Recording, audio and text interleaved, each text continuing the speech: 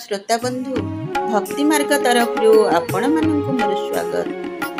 आसंतु जीवा सही पुण्यमय पुराण कार्तिक महात्म्य को तार पंचम अध्याय श्री सुत उवाच। नारायणं नमस्कृत्यं नरो चैवं नरोत्तमं देवीं सरस्वतीं व्यासं ततो जयमुदीरयेत्। मूकं करोति वाचालं पङ्गुलङ्घयते गिरि यत्कृपातमहं वन्दे परमानन्द माधव परमानन्द माधव परमानन्द माधव।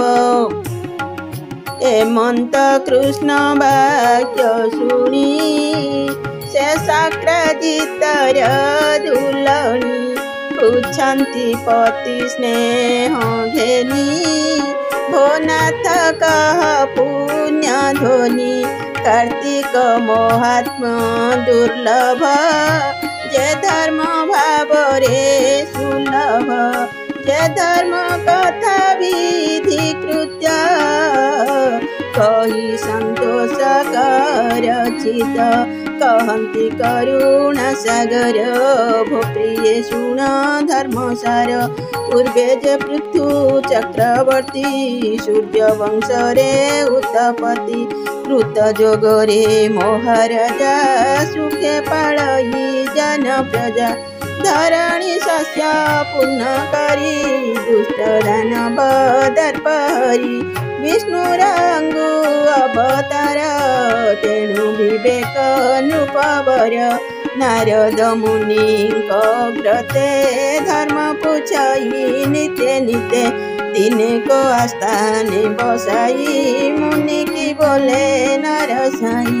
हे मुनि विष्णु परायण तुम्हें सकल धर्म जान कह केवण धर्म प्राणी अंते कृतांत लोक जिनी।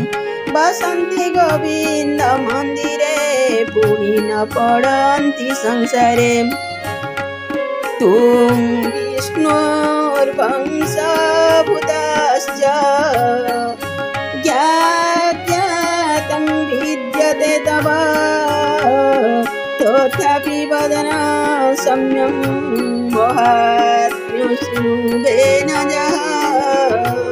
नारद उवाच कह के मन्ते धर्म पूर्ण मुनि कान्ति राये शुण। कार्तिक व्रत धर्म बळे मुक्ति लभन्ति निश्चले अशेष जन्म पाप रे निश्चिते बसे विष्णुपुरे। एमन्ते धर्म जहि सिद्धि शुण से व्रत राज विधि। पूर्वे विधाता पद्मजोनि विष्णु आदेश शिर घेनी। अमर सभा मध्य बसी कार्तिक धर्म पर संसी। जहा कहिले विधि मते से कथा शुण एक चिते। आश्विन शुक्ल एकादशी कार्तिक ब्रह्म व्रत उपवासी। व्रत करिबे जेउ जन संकल्प इछि सही दिन। रजनी प्रात काल देखी सत्ୟରେ शयन उपेखी। ग्राम उपन्ते नहिरुते गमिब कर्माणि निमन्ते। सेहि दिगकु मुख करी उत्तरे तिनि ताली मारी। अधोवदने तृणासने कर्माणि बसिब मौने।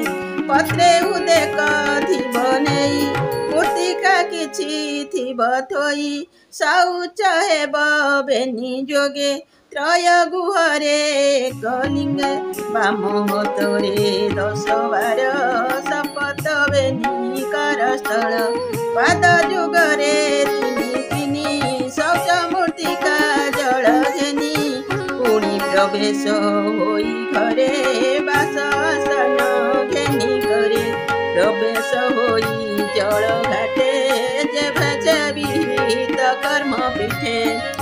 आनिब दांत काठी खोजी वनस्पति रे जेते भोगी।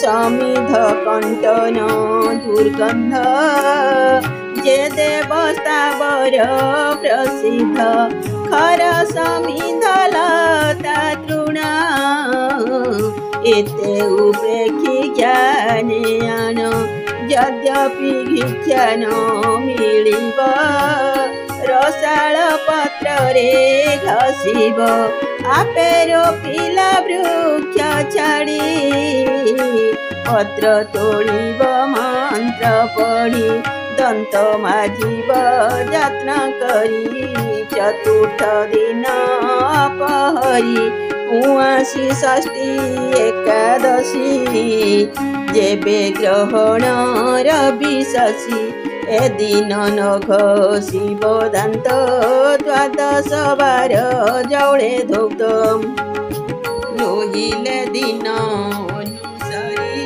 रजनी थाउ सुख करी विशेष ग्रहण घटित तिल इला एही मत नाभि प्रमाणे जले पशि स्नान करिब मंत्र घसी सुमरि देव जनार्दन व्रत करिब निवेदन हे देव देव लक्ष्मीपति ये मोर व्रत तब प्रीति कार्तिक व्रत स्नान फल सुदया करी आदि मूल अशेष जन्म पापर दुख नाशन बाना तोर हेमन्ते बोली स्नान सारी सूर्यावलोकन करी स्मृति करी बड़ी कर बोली बद्राही दीनेश्वर तू देव दामोदर मूर्ति कार्तिक मास जले स्थिति मुक्ति प्रसरे तब तलु मोते उद्धार भव जलु हेमन्ते बोली स्तुति करी जल अंजलि करे धरी आदित्य देव जल दान बोलिब नाम निरंजन संज्ञा वल्लभ ज्योतिर्मय मोर दुरित कर क्षय हेमन्ते बोली स्तुति भणी स्नान फल भजाणी पुष्परणी रे पंचगुण नदी रे 10 परिमाण तीर्थे जे स्नान करे जाई लक्ष गुण रे फल पाई हेमन्ते स्नान फल आदि कहिबा वस्त्र वर्ण विधि न पिंधि कला रंग वस शुक्ल वसन विशेष अथवा पीत वस्त्र पिंधि आवर वस्त्र नो हे सिद्धि तहु देवताल हे जीव जे देशे थिब जेउ देव विशेष हरिहर आळ एबे देवंकर मूल देवता कर दर्शन बेसी पूजा द्रव्य मान गंध चंदन पुष्प फले धूप दीपाली जेवा मिले विधि उपाधि द्रव्य पूजी जे देव जेउ पुष्प वर्जी कार्तिक मासे कनियर पूजा करिब गदाधर अरख दुदुरा गईस मल्लिकाति 5 पुष्प विष्णुଙ୍କୁ न समर्पिए शिवे अयोग्य पुणी जाहा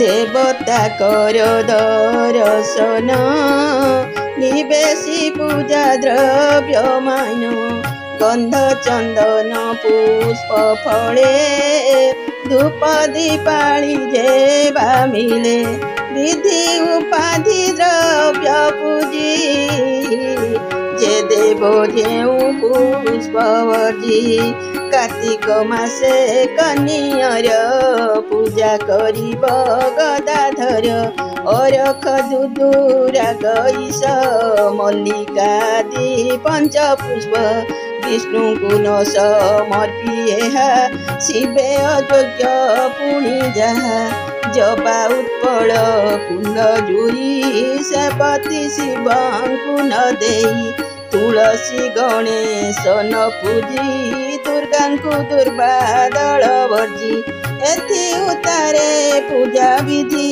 सकल कर्मे चित्त शुद्धि जपिब नारायण नाम वांछा करिब फल काम शास्त्र पुराण गीता बाणी विष्णु चरित जेहु भणी ताहा शुणिब मन देई भजिब गुरु उपदेशे मनरे संकल्प करिब कार्तिक छाड़ी जेते द्रव्य ताहा कहिबा विधि मते शुण सुजने एक चिते ए पद्म पुराण उकत उत्तराखंडे सारस्वत श्रीकृष्ण सत्या सन्निध्याने कहन्ति कार्तिक वर्णने से पति पत्नी पाद तले अनेक जन्म तप फले नमई महादेव दास